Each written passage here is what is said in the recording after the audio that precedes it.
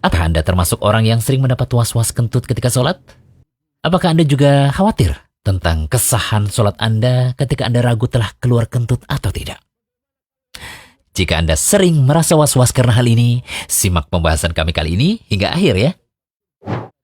Ada hadis yang bisa kita ambil pelajaran, di mana hadis ini dibawakan oleh Ibnu Hajar Al-Asqalani saat membahas pembatal wudu dalam kitab beliau Bulughul Maram hadis nomor 71 yang berbunyi.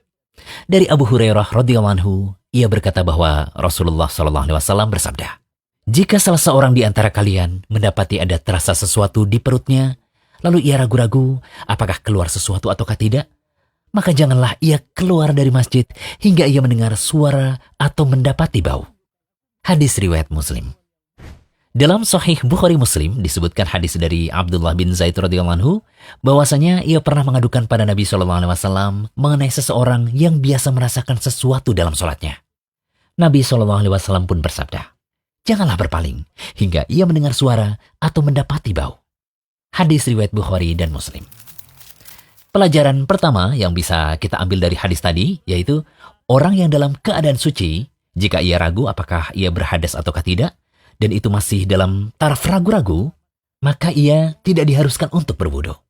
Dalam keadaan ragu-ragu seperti ini, harusnya ia tetap sholat, hingga ia yakin telah datang hadas, bisa jadi dengan mendengar suara kentut atau mencium baunya. Dari hadis ini pula kita tahu bahwa kentut itu membatalkan wudu, baik jika hanya keluar berupa bunyi saja atau bau saja.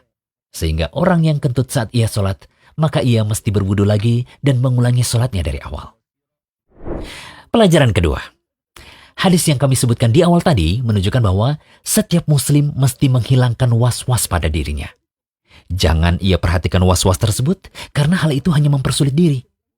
Ingatlah bahwa diri seseorang merasa payah hanya karena terus menuruti was-was.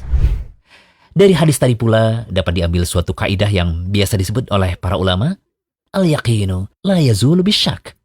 Yang yakin tidak bisa dihilangkan dengan ragu-ragu. Abu Dawud berkata, "Aku pernah mendengar Imam Ahmad ditanya oleh seseorang yang ragu mengenai wudunya. Imam Ahmad lantas berkata, jika ia berwudu, maka ia tetap dianggap dalam kondisi berwudu sampai ia yakin berhadas. Jika ia berhadas, maka ia tetap dianggap dalam kondisi berhadas sampai ia berwudu." Ingatlah bahwa salah satu di antara senjata setan untuk merusak manusia adalah dengan penyakit was-was. Penyakit ini disematkan di hati hamba Allah untuk menimbulkan keraguan. Dengan metode ini, setan bisa dengan mudah menggiring seorang muslim untuk mengulang-ulang ibadahnya. Ada yang mandi besar sampai sekitar 1 jam, ada yang mengulang-ulang gerakan wudhu karena merasa ada bagian yang kering atau tidak terbasuh dengan sempurna, ada yang berwudhu berkali-kali karena merasa ada yang keluar dari dubur, ada yang buang air kecil setengah jam karena merasa tidak tuntas, ada yang gonta-ganti celana karena merasa ada yang menetes. Ada juga yang mengulang-ulang takbiratul ihram karena merasa belum niat. Ada yang membaca Al-Fatihah berulang-ulang dengan susah karena merasa tidak benar. Bahkan bisa jadi ada yang sampai teriak-teriak, "Saya tidak menalak istri," karena menyangka telah melontarkan kalimat cerai dan seterusnya. Subhanallah. Anda bisa bayangkan, sungguh betapa malangnya mereka.